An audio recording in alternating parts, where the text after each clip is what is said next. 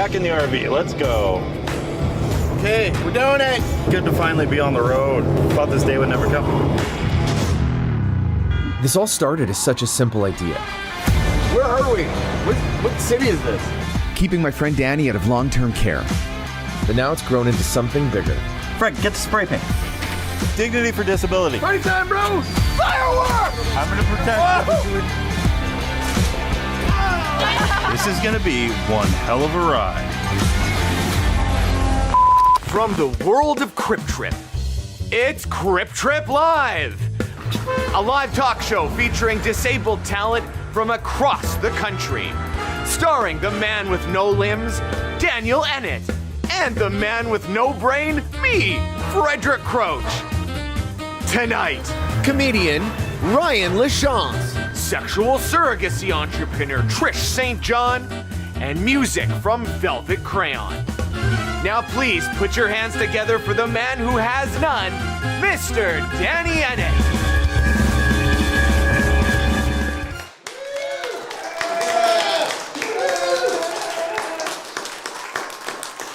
Good evening and welcome to Crip Trip Live. Last year, while traveling with our series Crip Trip, I met so many disabled artists and performers that I decided to put together a live show featuring all disabled talent. So that's what we're doing here. This is our second episode. We did one back in Edmonton, but to say it didn't go well might be the understatement of the century. Let's roll some tape. This is Fred and I attempting to show off our equipment's transition features.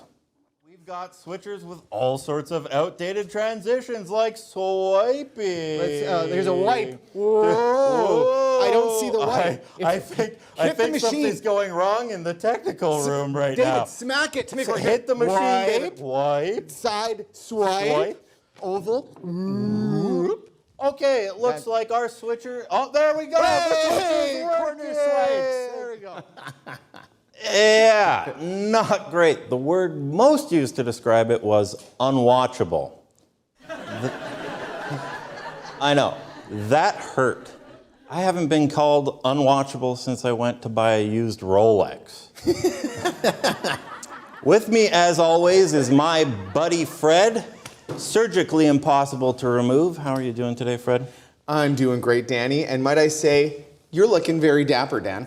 Thank you, I am a dapper Dan. We've got matching gray blazers, weirdly matching. Yeah. You've got a lovely sort of naval officer kind of beard, glasses, and a big shiny bald head. Thank you. You're welcome. While astute, what are you doing? Well, I'm doing IDV, or Integrated Descriptive Video for our blind and partially sighted audience. And can you tell me more about that? I certainly can, thank you for asking. So, remember when you're watching a TV show and the descriptive video track goes on, and it says something like, Daniel enters the room, he makes a bad joke, and canned laughter plays. Right? That's like descriptive video, but integrated descriptive video is integrated into the scene. For example, like Fred comes in and I sit down and I'm wearing a gray blazer. I've got a very full head of hair. It's not receding at all. That's generous. Yeah, and I'm probably like 6'7" or 6'8". And what are the general guidelines around misleading the audience? Well, I'm sort of calling this optimized integrated descriptive video, and this is sort of like letting the audience know what I want them to see me as. Also known as straight up lying? We're coming to you tonight from beautiful Vancouver, Canada. Vancouver is a sportsman's paradise. You can ski, hike, rock climb, mountain bike. Given the level of extreme sports here, I'm honestly surprised that I don't see more disabled people in BC. Maybe it's because housing is so expensive. I mean, for the cost of a one-bedroom in Vancouver, you could buy a castle in Edmonton, or at least 1/4 of a single accessible home. Speaking of bang for your buck, Vancouver is a city known for its weed. It's twice as powerful as Alberta. Last night I smoked half a joint and then spent an hour trying to find where I parked my powered chair. Turns out it was under me the whole time. Lots of electric cars and Cybertrucks here in the West. Being from Alberta, I gotta ask Vancouver, why are all your trucks castrated? Way fewer truck nuts out here. I wanted to have truck nuts installed onto my chair, but the Alberta government said it wasn't old enough to consent to gender-affirming care.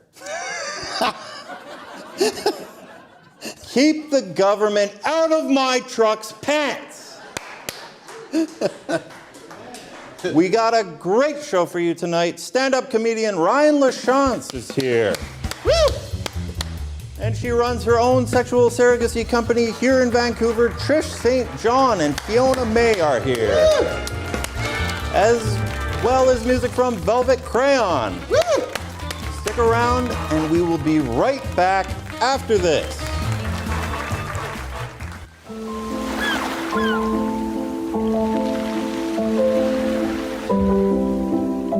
Bare-chested on the beach. My yellow scarf fluttering in the breeze. Peaceful serenity. This is what it should feel like to Kath. Sleek, slender, single use. The all-new Crip catheters. If you're shelling out almost $2 per stream, you want the best there is. From now on, all your washroom visits will be a day at the beach. Crip catheters. Okay, so I didn't know that catheters were like really expensive. Yeah, I mean, one single-use catheter can average around $1.20 per use. So, you know, if you put $1 in a jar every time you hit the washroom, it's going to start to add up. Okay, but couldn't you buy like bulk catheters or like a family value pack? Well, I mean, you can get the bulk online 100 catheter, Temu catheter, but you know, if there's anything I'm going to splurge on, it's a tube that goes up in my pee hole. Okay, right, yeah. Now, I can't exactly relate to that, but I am having problem jabbing myself in the belly button once a week with my weight loss medication, the Zempies, or as President Trump calls it, the fat jab. Because who knows, maybe one day I'll want to be a general in the U.S. military, right? They like them skinny these days, I hear. Yeah, and that'll be the precluding factor, not the sheer lack of military experience. Have you been watching the news? Good point. So, you know, you rock climb, you're fit. Why are you on Ozempic? So my neurologist told me that Ozempic is great for post-stroke recovery. Oh, well, usually, you know, when I'm post-stroke, I just roll over and go to bed. Wow, okay, sure. Yeah, so my post-stroke refractory period is probably a little more serious than yours. I mean, probably. Have you noticed any other drawbacks from using the Zempies? Yeah, I poop once a week.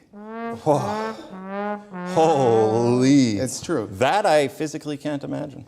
Well, I know a lot about what goes on down there in terms of your bowel schedule because I am your, caregiver.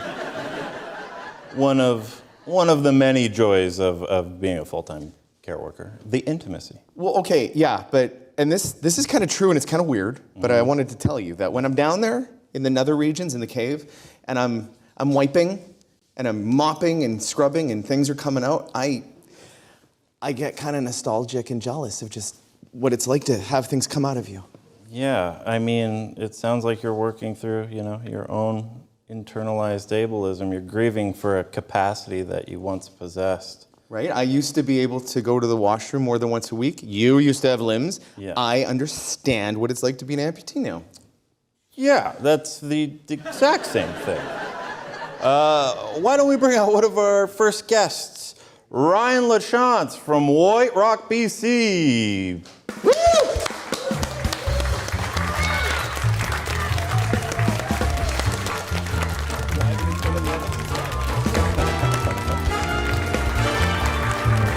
He gets to see it in person.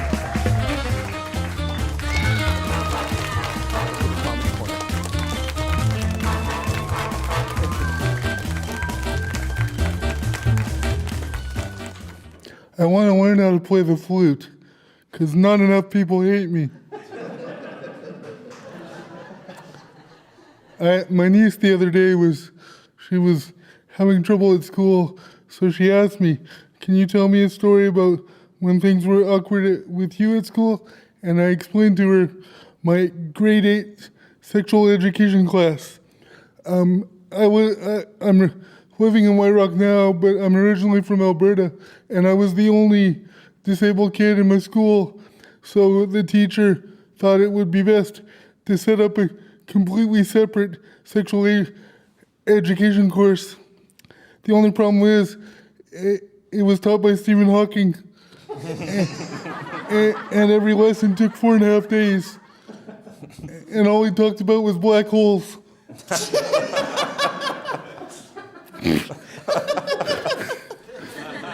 And before the show, that one got me off guard too. Before the show, I had to get my BCID renewed, and I went to the DMV, and the lady behind the counter's like, we have a couple questions to ask you. And I'm like, cool, let's do this. And she's like, first question, how tall are you? And I was like, in the chair or out of the chair, because they're two different numbers. In the chair, I'm 4'11". Out of the chair, I'm a foot. I'm a 1.5 feet if you talk about space. It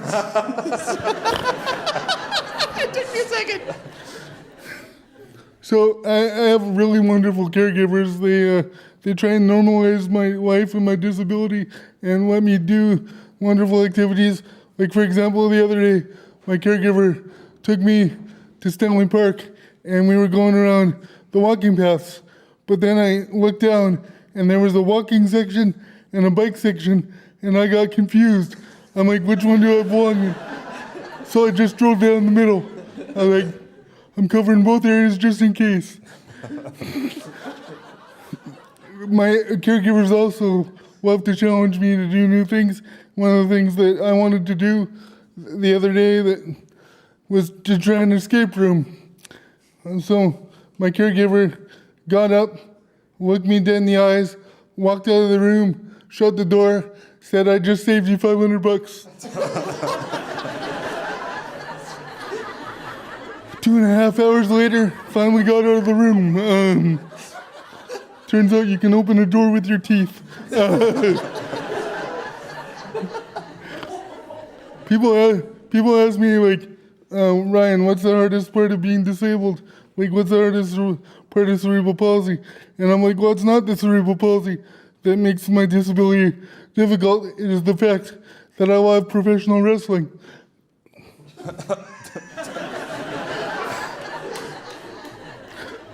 So, like I said, I have wonderful caregivers, and one of them told me the other day, they're like, Ryan, we have to start doing more physical activity. And I'm like, doesn't eating Doritos count? But she said no. So she's like, I'm going to take you swimming. But we found an accessible pool by my house that had a completely disabled-friendly change room. They had a lift, they had a sling, they had it all.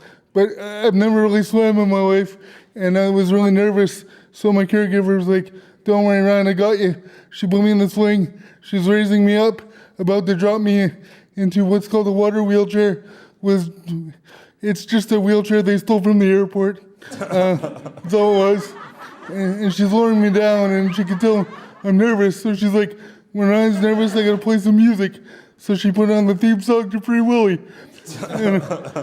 And at first I was mad, and then I took one look at myself in the mirror, and I'm like, that makes sense. It checks out. It checks out.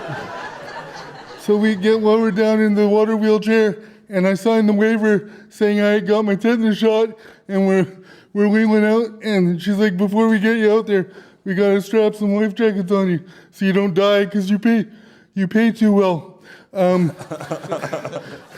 So she grabbed 4 life jackets and about 18 pool noodles and just wrapped me up like I was the boy in the bubble. And now we got a chance to choose from 3 different swimming areas. We had the Olympic swimming pool, and the hot tub, and the lazy river. I was not ready for the Olympic swimming pool because Michael Phelps, I am not. I'm a dead Michael Phelps because I just float. That's all I do. It's weird. Anyway, the hot tub was busy and I had a lot of moms there because we noticed there was a Mummy and Me swim class. So all the moms were in the hot tub and all the toddlers were in the lazy river. And the mom was, okay. Reset cerebral palsy just kicked in there, sorry. All the moms were passing around a box of wine, and all the kids were in the lazy river, and Emma lured me into the lazy river, and she's like, just go with the current. And I started going, things going smoothly, and then I see that we gotta make a hard right turn, and I'm like, she never taught me how to turn, so I didn't know what to do. So I just became a dam for a bunch of toddlers, and it was just toddler after toddler after toddler after toddler after toddler after toddler piling up on top of me. And then one of those little kids got to the top, looked me dead in the eyes and goes, I'm the captain now.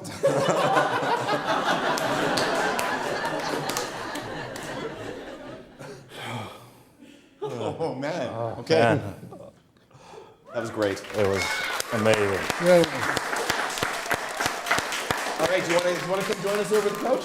sure. We should make room for Ryan. Yes, sir. Push that couch. Yeah, we should have thought about this before. Preach to the choir. So. I'm going to move this. Is that enough room? Yeah. Okay, I just moved the couch over for Ryan. Speaking of couches, everybody that comes to my house complains about how uncomfortable my couch is. I've never sat in it, so I don't know. And it really starts getting annoying because it's person after person doing it. And then I'm like, well, you don't like my couch? Get your own goddamn couch. It's bring your own chair in my house. Yeah, if it was up to me, there would just be a whole bunch of handicap parking spots in my house. And that's about it. Saying reserved for Ryan Lachance. Yeah. So, how did you get your start in comedy, Ryan? On a dare. I wanted to go on a date with a girl I went to high school with. Shout out Crystal. And she told me that if I signed up for an open mic night and gave comedy a try, that she'd go on a date with me. And I'm like, sweet. So 20 minutes later, I signed up for an open mic night. And I'm like, we're doing it tonight. So I went to the open mic night, and I'm like, I got my first big laugh, and I was like, I want to do more of this, and it's been 27 years later, so. I mean, you work pretty quickly. 20 minutes is a quick turnaround time. Yeah, How did the date go? Like, don't remember. Doesn't matter anymore. I like to imagine it's like a unicorn going off into the distance and a nice sunset. That's what it felt like. Wow. In my head, it did anyway. Yep. But comedy is eternal. Yeah, comedy is eternal. If I didn't have my sense of humor, this whole cerebral palsy crap would be no fun. So, Tell me about it. Do you have any fun stories about bumming around the comedy scene in BC? well, one of the ones I was thinking about when we were talking about this was I have a group of comedians that I often work with, and they like to play a game with people in the bar. They randomly tell stories to single women on how I ended up in a wheelchair, but they don't tell me that they're both doing it, and all of a sudden I get random women saying, oh, I can't believe you were shot in Iraq, or oh, thanks for saving those kids from the burning building. I'm like, and I just go with it because I like the attention. So, It's lying through proxy. That's a new strategy. yeah. Can I ask? I mean, being a professional comedian and going to all these small comedy clubs all over the place, Yep. how often do you show up and it's like there's stairs to the stage, you can't access it? 85% of the time. Yeah, it's and it's even worse in different parts of the country. Vancouver is slowly getting better, but thankfully I have wonderful caregivers, and we travel with portable ramps, because where there's a will, there's a way, and the show must go on, so I just make it work. And is there anything you want to tell, people running comedy shows about how they can make their shows more accessible? Do better. Be more funny, too. No, honestly, the one thing about comedy is whether you stand or sit, it doesn't matter because funny is funny, so that's just it.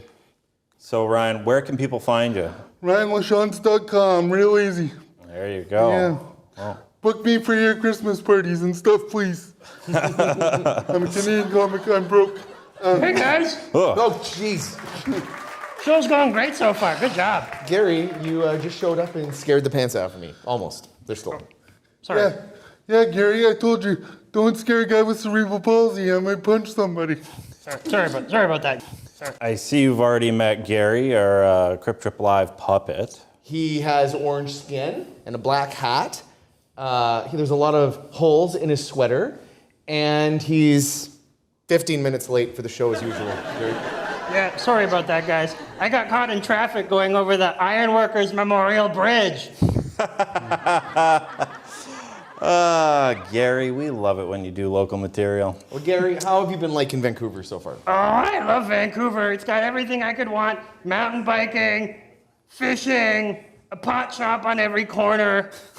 I do love it, though. I spent a week here one night at Richards on Richards, gigging for that band Big Sugar. Yeah, Richards on Richards. That was a good bar. It's not there anymore, but the memories remain. Gary. Gary? What? Oh, sorry. The memories were remaining, Fred. Anyway, I do love Vancouver. Actually, Ryan and I spent yesterday on Granville Street talking to locals about accessibility in the city. Well, we're going to roll that tape. And Ryan, thank you so much for coming out. Thank you for having me. Hopefully we see more of you in the future. Thank you, Ryan. I'm Ryan Lachance. I'm here with Crip Trip Live, and we're on the streets of Vancouver talking about accessibility. And I'm Gary, and I'm gonna come too. That okay with you? Yeah, let's go. Let's go, man. Everybody always stares at me. I don't know why. Maybe it's because I have no legs. Do you have any friends with disabilities? Yeah, I do, actually. And do you find Vancouver to be an accessible city? I definitely think it could do a bit better of a job, personally. Do you have any friends with disabilities or family members? Yes, I have. My cousin is Down syndrome.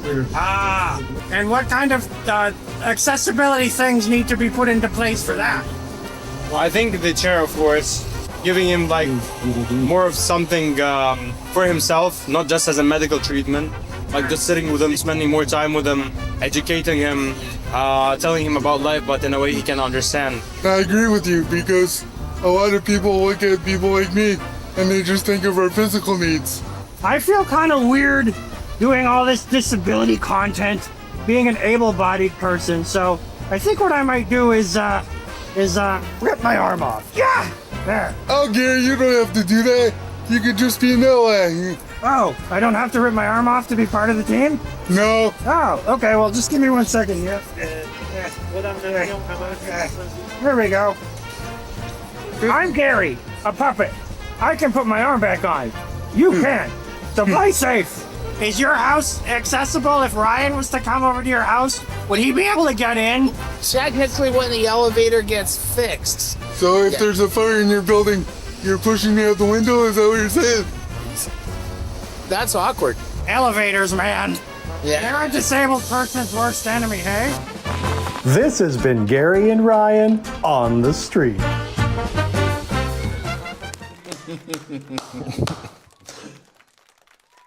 Oh, thank you for that, Gary. But were any of those people actually from Vancouver? Danny, not a one.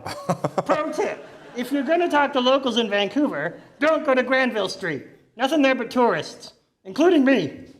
And Ryan. Yeah, And us. Yeah, All of nobody us. there was from Vancouver. No, not a local in sight. Not to be seen. Well, our next guest is the owner and operator of Sensual Solutions, a sexual surrogacy service here in Vancouver. And with her is intimacy coach Fiona May. Please welcome Trish and Fiona. Yeah!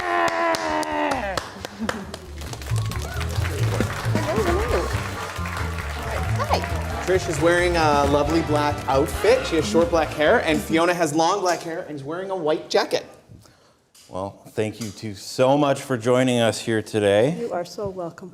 You know, I've been keeping apprised of sexual surrogacy over the years, and I think it's a very interesting field. For the viewers, can you describe what sexual surrogacy is? Sure. So our company works with adults with physical disabilities, and a surrogate is someone who comes in and works with you not only to build intimacy, but also looks at your mental state and how your emotions are and things that you might be going through if you're feeling isolated and so on. So there's some talk therapy with that, there's some touch therapy with that. So it's more of a holistic approach, looking at the whole person. Yeah, and giving a traditionally stratified group of people, you know, access to intimacy. How did you get into this and owning and operating a whole agency? I have a funny little backstory. Growing up not looking like other people, born with a spinal deformity, makes sometimes in life it makes it difficult.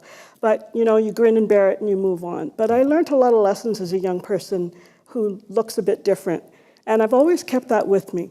So when I left my corporate career after 20-some years, I decided I wanted to do something totally different, and I wanted it to be something to do with sex education. And I didn't really know what it was. An ad popped up in the paper, a tiny little ad, and it said a receptionist wanted for a Vancouver escort agency. So I'm thinking, should I try? So I became an employee of this escort agency, which is totally legal, and it was licensed. And what I found over the years that I worked there was that there was people calling in. There were people who were calling on behalf of their adult children who had a disability, and there were people who were calling in with disabilities, wanting to know if they could have someone come and see them. They were desperate for touch, they were desperate for intimacy, but they didn't know where to go. So I approached the owner of the company and asked if they would like to develop this branch, and they basically said no. And so I decided to have a focus group and went out on my own, left that company and went out on my own and had a focus group of people to help me figure out what's needed, what's been missing, and how can we fill that gap. And 15 years ago, Sensual Solutions was born right here in Vancouver. Yeah, and it sounds like, you know, there was a little bit of discrimination happening against people with disabilities there. Fiona, maybe I'll ask you this question. Where do you think the current attitude toward, you know, disabled intimacy is? Is it well accepted, or is it still kind of shunned? Oh, personally, I think we got a long way to go. I think in general, the culture tends to dismiss anyone with a disability as somebody without any sexual drive, and that's pretty stupid and pretty ignorant, I would say. And I think oftentimes, even when it comes to care work and support work, is people don't look at the fact that people have sexualities and want to explore that in that case. And I don't see anything wrong with somebody wanting to find that intimacy and connection with somebody. Can I ask a really dumb question here? Go for it. I don't know much about this world, but like, does sexual surrogacy involve like somebody coming in and providing, you know, services similar to like, you know, an escort or something? Is that a part of it? Well, that's a really interesting question, because who's to say that that person has the same kind of physical anatomy that a traditional sex worker would be used to using to complete their service? Mm-hmm. Whereas with us, our clients may just have feeling from here up. Mm-hmm. Or they may have a complete lack of feeling in their bodies, lack of muscle movement, almost like a quadriplegic. They can't move, but they still feel everything on them. What do you do for somebody who has no sense of touch? How do they have like intimate feelings? You work with them. Yeah, for sure. A lot of it is conversations about what would feel safe for them, what would feel exciting for them. And I've definitely had sessions where I've just taken time and explored a person's body about what felt good, what made them feel safe and secure. And maybe that didn't look like traditional sex, quote unquote, but I actually think anybody can learn from just deconstructing what sex is supposed to look like, what intimacy is supposed to look like. Right. Well, it's a pretty beautiful experience. Like, for example, with Daniel, perhaps his earlobes. Perhaps. Oh, they don't do nothing. There's a lot more than my earlobes that's going on. Good to know, all right. So, one thing I wanted to ask you is, societal attitudes, are they changing? Are they getting more accepting? What have you noticed in legislation around this this arena? I've been doing this for 15 years, and I have had nothing but great support from the community, from rehab hospitals. I just want to clarify, though, that not everyone who lives with a disability would need to access this service. I don't want to put everybody in the same box. There's a lot of people who live with physical disabilities who are completely fine on their own. They've got it handled. We're here to help the other ones. And I would say that there are some people who, not as much, but there are some people who can't wrap their head around that this is an actual service, that they actually need these things in their life. Yeah, so I guess that's a natural extension of the question. Do you guys think intimacy is a human right? I absolutely think intimacy is a human right.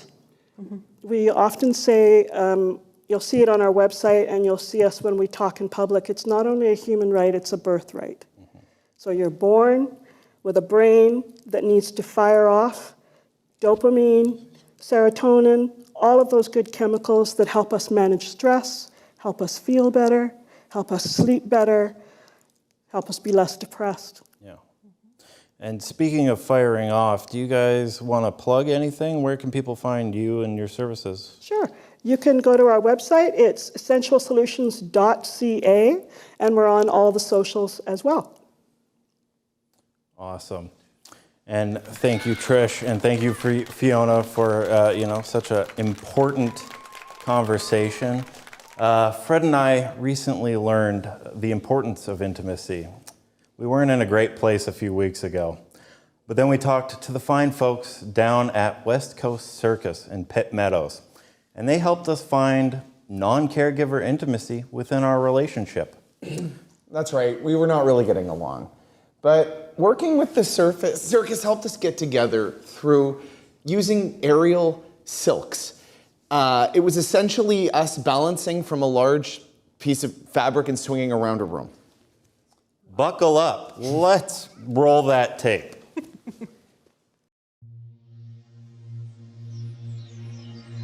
Two faces, Danny and Fred, lost in the darkness wearing flattering black unitards. Desperate for companionship, they scan the barren landscape, each hanging from an aerial silk.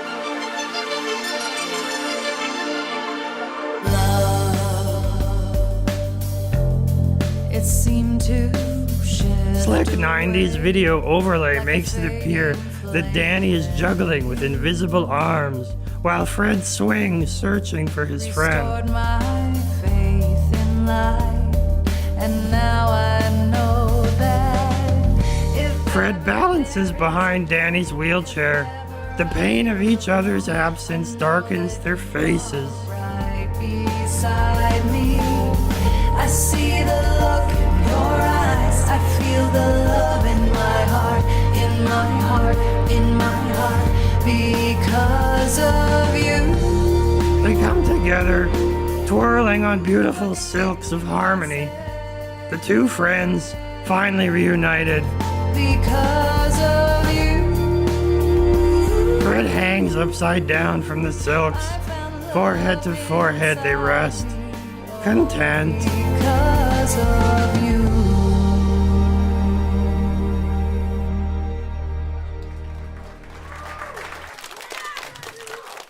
From quiet intimacy to loud-ass rock and roll, my next guest is multi-instrumentalist from New Jersey. Please welcome Velvet Crayon.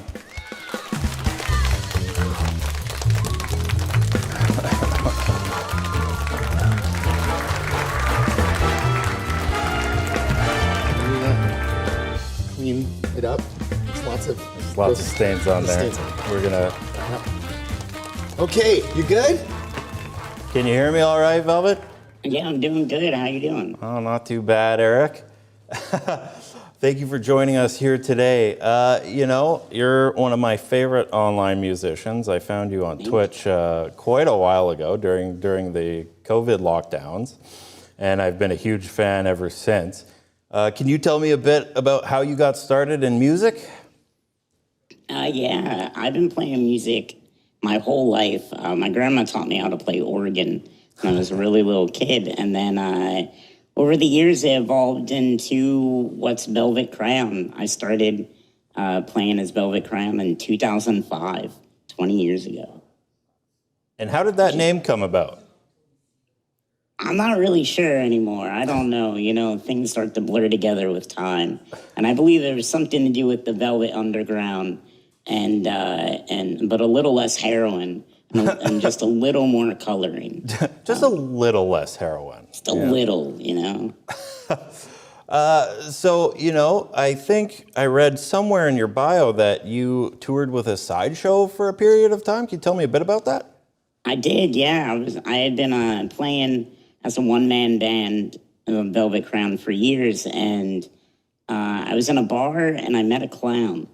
And, all good stories. And he asked, yeah, right. And he asked if I wanted to do something in their sideshow, play some music, open up for him, and it sounded great. And so I did that. I think a couple weeks later, he said, "We're going on the road. You want to come on the road with us?" And I said, "I would love to." And I did that for about 7 years, 7 years. I traveled the world doing cabaret. Eventually I was like, I want to dance, up there too.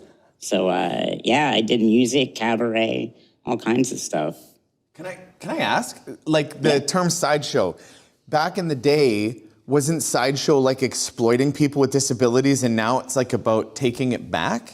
Is that? I think from what I've read, the whole idea that it was exploitive is propaganda perpetrated by religious people trying to keep disabled people in the shadows, because the facts show that disabled people were the highest paid job they could do around that time. The only job they could do at that time was be performers, be in the sideshow. And a lot of those people were highly educated because of the wealth they got from being performers. So I've never experienced any exploitiveness in sideshow. Of course, you read about things, but it's in every industry. That's interesting because, like in Crip Trip and in Danny's life, we see a lot of people with severe disabilities working in the arts. And working in the sideshow adjacent landscape. Well, the minute you aggregate any people with disabilities in any kind of meaningful way, right, it harkens back to this. But I think it's really interesting what Eric's saying here. This is a time back then when you had ugly laws that precluded people with disabilities from being in public. And what? Yeah. No. So, yeah. Until like the 1970s, I think. There were ugly laws? Yeah. Oh, yeah, tons of them. And, eugenics protocol and all of that stuff. So, in a way, it provided community for people with disabilities where, they would normally be siloed away in institutions or hidden. So, what they gained was community and the ability to help each other out and form that camaraderie. And that's totally right. And really, it was the only way they could take care of themselves, right? They were living a better life than people hidden away. A lot of them amassed a good amount of wealth doing what they loved, doing whatever they wanted. There's stories of sideshow performers, disabled ones, that would just sit there and read all day. And they just got to educate themselves, and people just wanted to see. It's people love to make a big fuss about people being exploited, but they're the first to pay money to see it. Monetize it. Yeah, and then what do they believe at that point, right? Yeah. Who knows? I mean, I think Fred would love to get paid to read all day. I'd love to get paid to read all day. Yes. It's great. I did a gig for a while that I just played music. They let me do whatever I wanted. And I would just play a different song every time. And it was great. So, I found you during the COVID lockdowns. Can you talk a bit about how your musical practice changed, in this COVID world? It's one of the reasons that you can't be here with us in person today. Yeah, as soon as COVID hit, I had tours planned, and so they were canceled. And I still wanted to play. I still wanted to do stuff. So I started live streaming on Twitch, twitch.tv/Velvet Crayon. I stream there most weekdays, do concerts there twice a month, 2 hours long. And it's actually really comfy. After a show, I just get to go in my kitchen and grab a drink. It's great. It's awesome. Work from home. That's part of the reason maybe we're doing this by Zoom. Yes, absolutely. Oh, yeah, definitely it is. Yeah. I'm still, if I got it, it'd kill me. So I like living. We like when you're living too, my friend. Thank you. Well, thank you so much, Velvet. It's been great talking to you. Do you have any more social media that you want to plug? I'm Velvet Crayon everywhere. Just find me. I'll be there. Awesome. And can you play a song for us? I'd love to play a song for you. This one's about, we'll call it pickles. There you go. I don't need to know anything else, brother. Thanks for having me. Velvet is playing from his wheelchair with a guitar across his lap and a pedal board in front of him.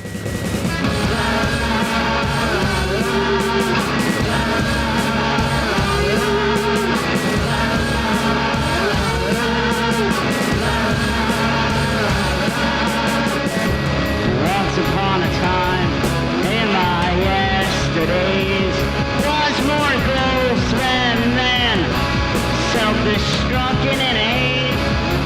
I would toast to you and your tender touch. I was haunted by your love. Yeah, I used it as a crutch.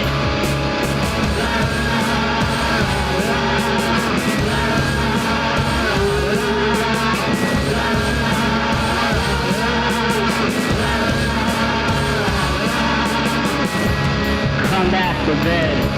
What words I sung on that lonesome train.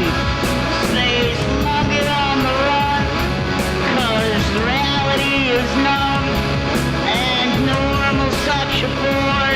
Just let me play my guitar, be absurd forevermore.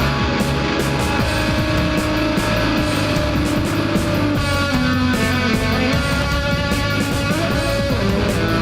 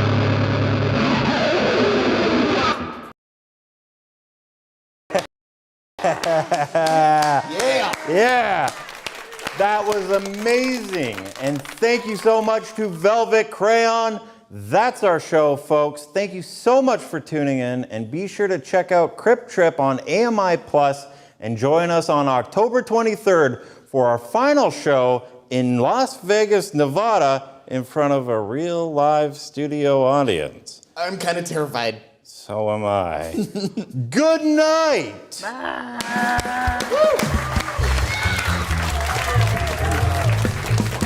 Host Daniel Edit, sidekick Frederick Crow, director Alan Smithy, producer Alan Smithy, camera 1, camera 2, and camera 3 Alan Smithy, jib operator Alan Smithy, sound Alan Smithy, Chiron Alan Smithy, writers Alan Smithy, Alan Smithy, Alan Smithy, and Alan Smithy.